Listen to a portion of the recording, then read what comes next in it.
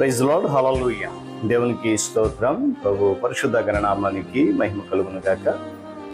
క్రీస్తునందు పిల్లరా, దేవుడు తన మహాకృపను బట్టి మనకు నూతన ఉదయ కాలంలో వైకున నామాన్ని స్తుతించగలిగే చక్కటి అవకాశం మనకి ఇచ్చారు. అందుని బట్టి ప్రభుని స్తుతిస్తున్నాను, సంతోషిస్తూ ఆయన నామానికి మహిమ చెల్లిస్తున్నాను. క్రీస్తునందు పిల్లైన దైవజనులు, స్నేహితులు, విశ్వాసులు, సహోదరి సహోదరులు, ఈ కార్యక్రమాన్ని వీక్షిస్తున్న దేవుని వీళ్ళందరికీ యేసయ్య పరిశుద్ధ శక్తిగల నామంలో శుభములు, వందనాలు తెలియజేస్తున్నాను. మీరందరూ బాగున్నారు కదండి? చాలా సంతోషం అండి. రండి, ఈ దినం కూడా మిమ్మల్ని నేను ప్రేమతో ఆహ్వానిస్తున్నాను. అనుదిన అభివృద్ధి ఉదయకాలపు ధ్యానాలు అనేటువంటి ఈ ఆధ్యాత్మిక కార్యక్రమంలో నాతో పాటు పాలిభాగస్వాములు, ప్రభువును స్తుతించండి, వాక్యాన్ని ధ్యానించండి, దైవాశీర్వాదాలు పొందండి. దగ్గర బైబిల్స్ ఉన్నాయా? తెరచి చూడండి. లేని పక్షాన చదివే మాట విని గ్రహించి వాక్యదానంలో పాలుపత్రికమ్మను మనవి చేస్తూ నేటి దిన ధ్యానవాక్యంగా, అతడు పరిశుద్ధాత్మతోనూ విశ్వాసముతోనూ నిండుకొనిన సత్పురుషుడు. దేవుడు తన పరిశుద్ధ వాక్యాన్ని మన కొరకు దీవిస్తును కాక. తల ఉంచుకుందాం, కళ్ళు మూసుకుందాం, ప్రార్థన చేద్దాం. ప్రేమ కలిగిన తండ్రి, వందనాలు. తిరిగి మనకు నూతన ఉదయ కాలంలో వేకున లేచి మీ నామ ఘనత కొరకు మమ్మల్ని నిలబెట్టుకున్నావు, ఆశీర్వదించావు, దీవెనలు ఇచ్చావు. ఈ ఆధ్యాత్మిక కార్యక్రమాన్ని కృపచేత నడిపిస్తున్నాం. మీకే సమస్త ఘనత మహిమతో ఆరోపిస్తున్నాను. నాయన కార్యక్రమం ద్వారా అనేక మంది బిడ్డలు బలపడుతున్నాం. మరింత బలపరచు, దీవించండి. యేసయ్య నామమున అడుగుతున్నాను మా తండ్రి, ఆమేన్. చాలా సంతోషం. ప్రియులారా, చదువుకున్నటువంటి ఈ వాక్య భాగంలో మారు మనసు పొందినటువంటి ఒక వ్యక్తిని గురించినటువంటి మాటలు మనం చూస్తున్నాం. ఎవరు ఆ వ్యక్తి అంటే, మీరు కొంచెం పైకి వెళ్ళగలిగితే బర్నబా అనేటువంటి ఈ వ్యక్తిని గురించినటువంటి మాటలు మనం చూస్తున్నాం. ఆ వ్యక్తి ఎలాంటోడు అని అంటే, చక్కటి మాట, పరిశుద్ధాత్మతోనూ విశ్వాసముతోనూ నిండుకున్నటువంటి సత్పురుషుడు అనే మాట. ఆ వ్యక్తి నీతిమంతుడి ఉన్నాడు, మంచివాడై ఉన్నాడని చెప్పి బైబిల్ సెలవిస్తుంది. సత్ అంటే మంచివాడు. మనం బహుశా ఈయన గురించి విని ఉండలేదేమో. ఏమని ఈయన గుణాల గురించి మనం చెప్పుకోవాలంటే అపొస్తలుల కార్యాల గ్రంథము 4వ అధ్యాయం నుండి గమనిస్తేనే మనకు అర్థమవుతుంది. మీకు ఇష్టమైతే తర్వాత చదవండి. ఈయన గురించి చెప్పబడిన మాటలు కనుక మనము గమనిస్తే, ఈయన లేవీయుడిగా చెప్పబడ్డారు.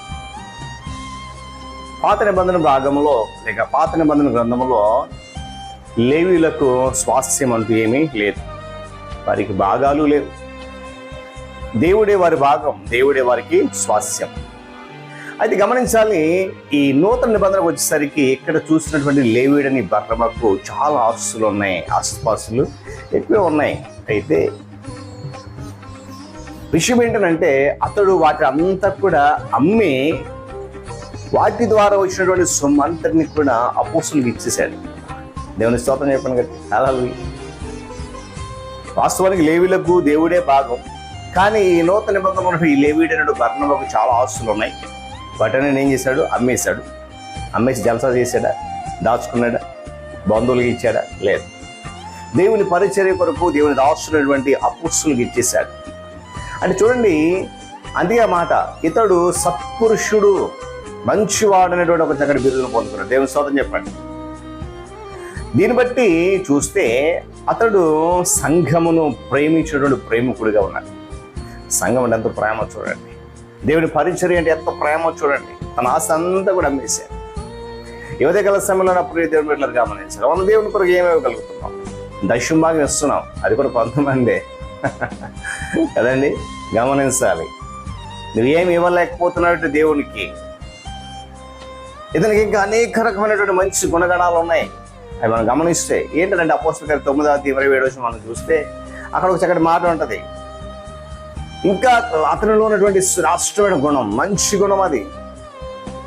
బలహీనులను బలపరిచినటువంటి బలవంతుడిగా ఉన్నాడు ఆయన. సౌలు సంఘాన్ని హింసిస్తున్నప్పుడు, నాశనం చేస్తూ ఉన్నప్పుడు ఏమండి, ప్రభువు చేత పట్టబడ్డాడు. ఆ తర్వాత ప్రభువుకు పరిచారకుడిగా లేక ప్రభువుకు హతసాక్షిగా మరణానికి కూడా సిద్ధపడ్డాడు. అయితే సౌలు మారు మనసు పొందిన తర్వాత బలహీన స్థితిలో ఉన్నటువంటి సౌలును బలపరిచిన సంఘటన మనం చూస్తూ ఉంటాం. 9వ అధ్యాయం అపోస్తలుల కార్యాలు 27వ వచనం. గమనించండి, దేవుని కృప వలన, దేవుని దయ వలన కలిగినటువంటి ఫలితాలు, ఆధ్యాత్మిక ఫలాలు, కృపకు సూచనలు. ఇతరులను ప్రోత్సహించేటువంటి సామర్థ్యము బర్నబాకు ఉంది. పరిశుద్ధాత్మ నింపబడ్డాడు, విశ్వాసంతో నింపబడ్డాడు, సత్పురుషుడు. అక్కడ అందరూ కింద వాక్యం చదివితే బహుజనులు అతని పక్షముగా ప్రభువును చేరిరి. అంటే దేవుని కొరకు నిలబడ్డాడు ఒక మంచి వ్యక్తిగా.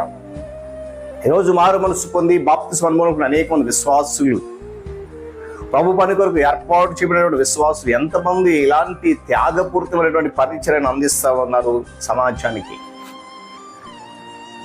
ఉదయకాల సమయంలో ప్రియదేవులు గమనించండి, మనం ఒక బర్నబాలా ఉండాలి. బర్నబా వలె ఆత్మావేశము కలిగిన వారమై ఉండాలి. సంఘాలను ప్రేమించే వారిగా ఉండాలి. ఏమండి, విశ్వాసంతో నింపబడినటువంటి మనుషులుగా ఉండాలి. అనేకులు మన ద్వారా ప్రభు పక్షాన్ని చేరాలి, ప్రభు సన్నిధికి చేరాలి. ఎందుకంటే మనం వచ్చేది అందుకే, నశించిపోతున్న అనేక ఆత్మలను ప్రభువును చేర్చడానికే దేవుడి నిండును ఆయన సాధనాలుగా లేక ప్రతినిధి భూమి మీద. ఆ సత్యాన్ని మనం గమనించి ఆ మార్గమును నడుస్తూ అనేక మందికి ఆదర్శంగా, అనేక మందికి మాదిరికరంగా జీవిస్తూ ప్రభువుల ముందు కొనసాగుతాం. దేవుడి మాటలు మన కొరకు జీవిస్తున్నాం కాక తలలోంచి కళ్ళు మూసుకునండి, ప్రార్థన చేద్దాం. ప్రేమిలిన తండ్రి స్తోత్రాలు, వందనాలు. తిరిగి మనకు నూతన ఉదయ కాలంలో ఇటు రీతిగా బర్నబా జీవితంలో ఒక మంచి విషయాలు, శ్రేష్టమైన అమూల్యమైన విషయం మనం నేర్చుకున్నాం. వీటిని బట్టి మా విశ్వాస జీవితం ఎలా ఉండాలి, ఎలా మేము మలుచుకోవడం, దానికి మార్గం సరళం చేయమని ఈ కార్యక్రమం ద్వారా అనేక మందిని విడలు మీరు బలపరుస్తున్నందుకే వేలాది కృతజ్ఞత వందన తెలుసు. ఏ దినం ఒకటి నడిపించి బలపరిచి దీవిస్తున్నాం. ఈ మాటలు అనేక మంది బలపరచులాగా సహాయం గ్రహించండి. యేసు నామమున అడుగుతున్నాను మా తండ్రి, ఆమేన్. త్రియక దేవుని దీవెన ఆయన సన్నిధి కాపుదల సదాకాలం మనందరికీ తోడండి నడిపించును గాక. ఆమేన్.